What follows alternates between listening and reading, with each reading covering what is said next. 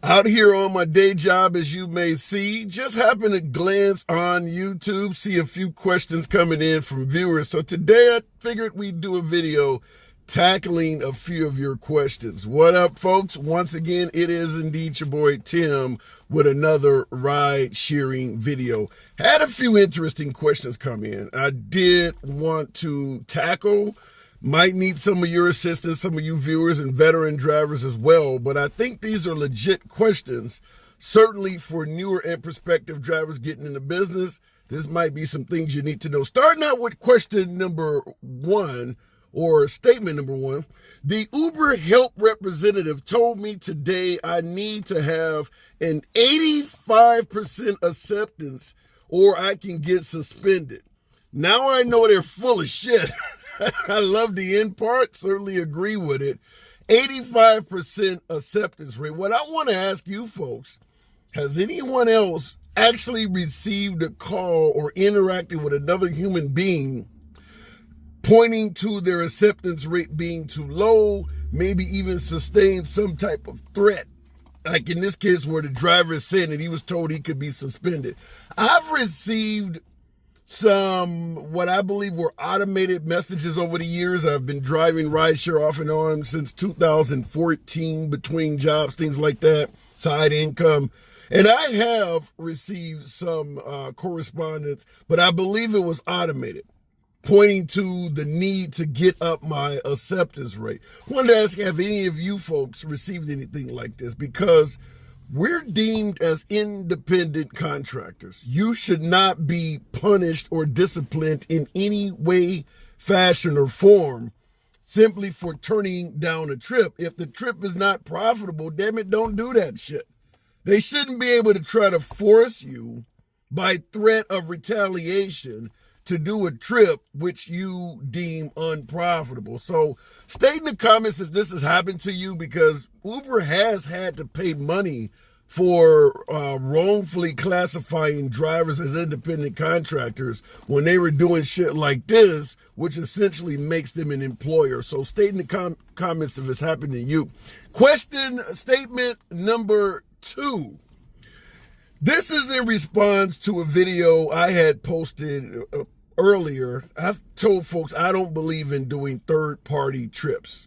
Trips that are booked by third party. Uber Health, Uber Team, any of these partnerships that Uber or Lyft make with other folks for us to give rides, because they make money off of those partnerships and they don't pass shit on to us.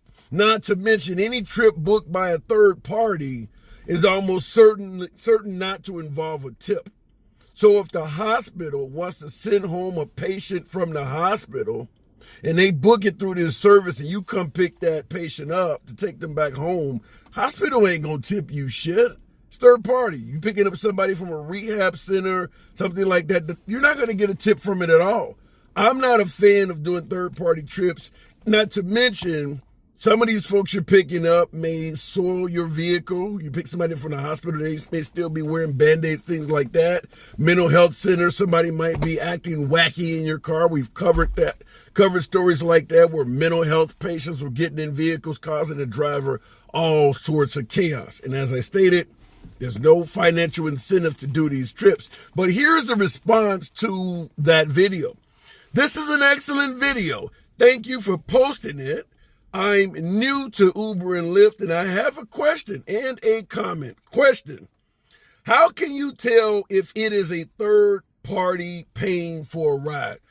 Now, he continues on, says, comment, the ride sharing company should be adding a 15% tip to the fare they charge to whoever is booking the ride. First of all, they ain't going to add a 15% tip to shit. And if they do, as a driver, you cannot be guaranteed that any of that's going to be passed on to you. As I just stated, when they make these partnerships with these third-party entities, you best believe they're getting some form of a fee or fare from the participants of these.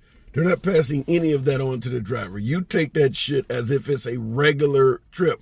Same thing we talked about before, Uber and Lyft charging passengers for trips they book in advance. you're flying into the airport tomorrow, you want to book a trip ahead of time so that they'll have a car at the airport when you come out. They were charging the passengers extra money, a fee, to reserve trips. None of that was being passed on to the driver. So in regards to these third-party cases, none of this is passed on to the driver as well. So how do you know if you are engaging in a trip that was booked by a third party? Once again, my veteran drivers, because this changes market to market. If there is some sort of a designation in your market where you know for certain, I'm going to pick up a patient from a mental health facility, a rehab, or something like that, state it in the comments, because it changes from market to market. In my market, there really is no designation, which is why I don't go to schools, I don't go to hospitals, I don't go to certain clinics where most of this stuff comes from. It has happened by trial and error, where I show it. Another way you'll know also that I have experienced in my market, when the trip is booked, it may come with some form of a text message or instructions that clearly is directing you to do something, or patient, has wheelchair or something like that, where you can clearly tell someone else is advising you of what you're going to pick up. My recommendation is you cancel it the minute you see some shit like that. The minute you see someone instructing you to do something like that, just cancel the trip. That's it. Just cancel it. So there is oftentimes no official way to know, but like I stated, picking up, like I don't like unaccompanied minors in my vehicle. I don't take trips from high schools. The chances of you going to a high school and picking up a teenager is pretty damn high. Certainly if it's the time of day when school is being let out. So the moment I see the destination, or better yet, the pickup address is a school, I don't go to it. Same thing with the hospitals and clinics. I generally avoid that stuff, because you go to the hospital, you may have to get out of the vehicle and help somebody with a wheelchair, or help fold up a walker to put in your trunk.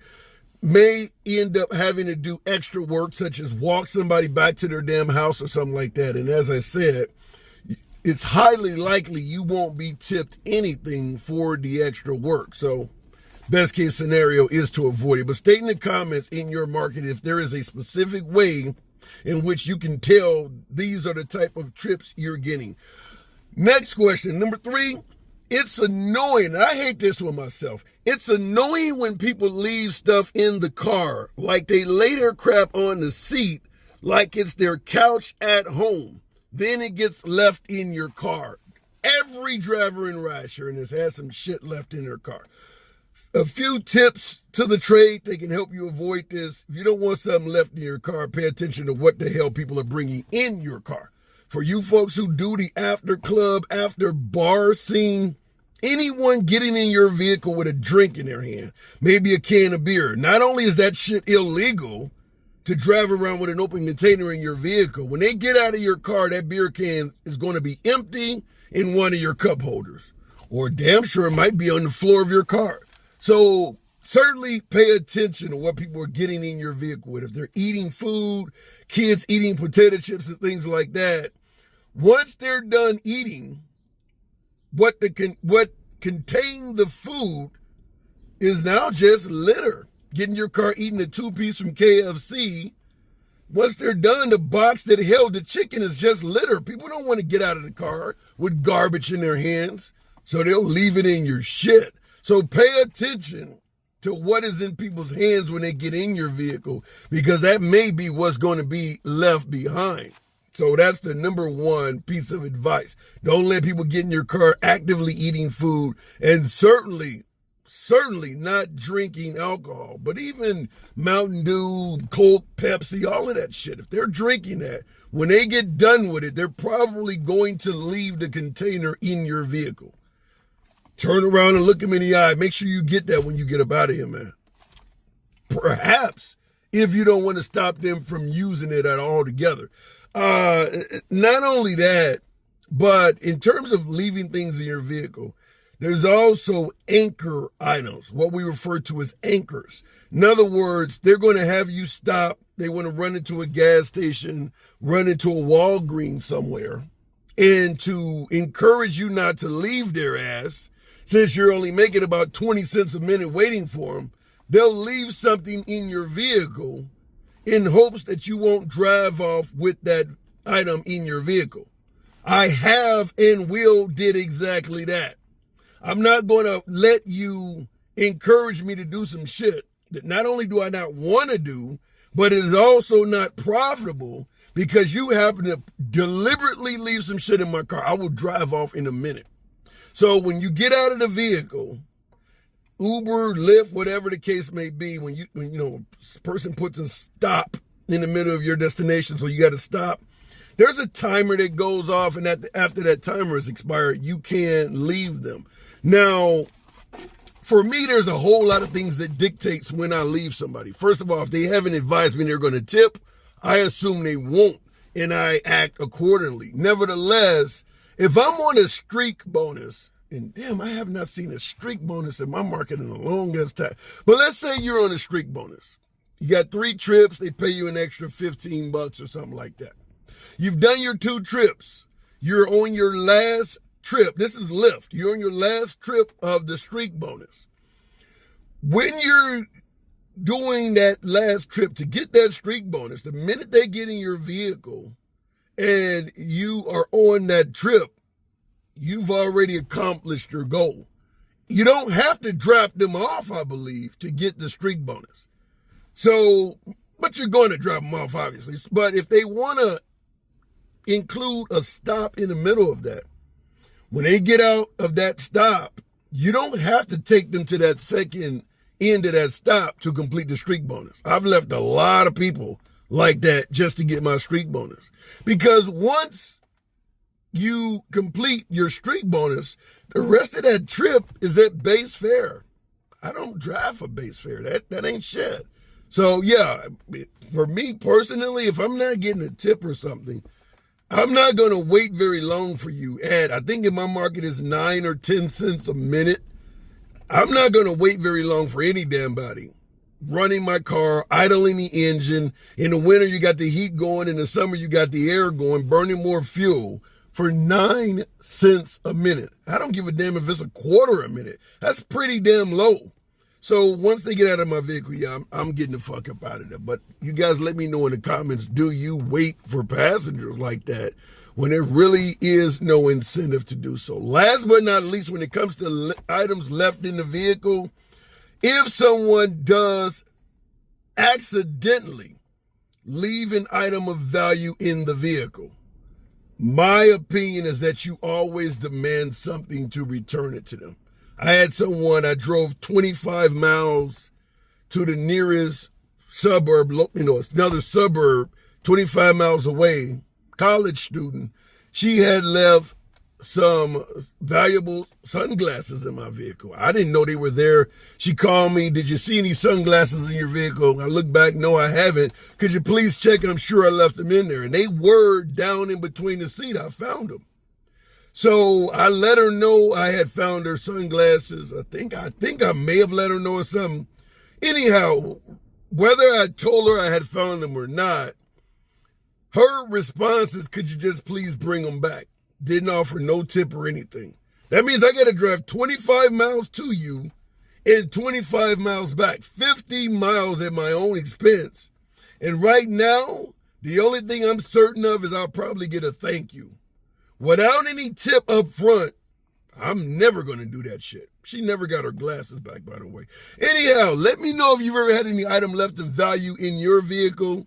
How did it turn out? As always, it's your boy Tim. Feel free to smash that like button. Subscribe to the damn channel. You know how we do. See you in the next video.